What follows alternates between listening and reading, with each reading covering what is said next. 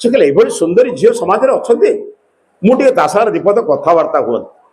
भाविला मनरे बसला आसी घरे बसला घरे बसी खटरे शोला मन दुखरे बसची ता स्त्री पचारा जाइल तो सेवा कर फिर एटी बस कहीं ना कहीकि लाभ कौन मोर तो हेनी जो कथा कहीं कहला कौन ना मुझे से झील सागर कथबार्ता हो कि अद्भुत कथा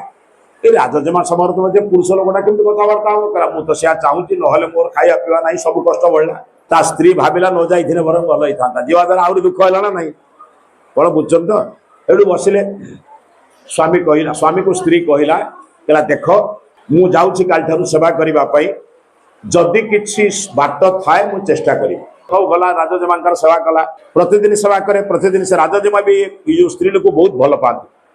माउसी माउसी डाकती बहुत सेवा कर भल पाती ताकू दिने गोड़ मोड़ी दौची जमामंकर गोड़ पाद सेवा कर दौची ये सब कहला कहला आज्ञा प्रकृत सत कथा मुझे आपको कहनी आज कहूँ कहला कौन ना सत कथा हूँ यही तारीख रे अपराह्न मो देह भीषण ज्वर हो आसी नी मो स्वामी को शाढ़ी पिंधि पठे सतकथा मानला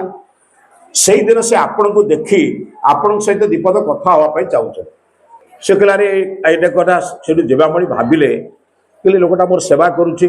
अच्छा से लोकटा भी मत किसी खराब कथा कहनी दीपद कथा हाँपाई चाहूँ राजजमा बड़ विदुषी थे।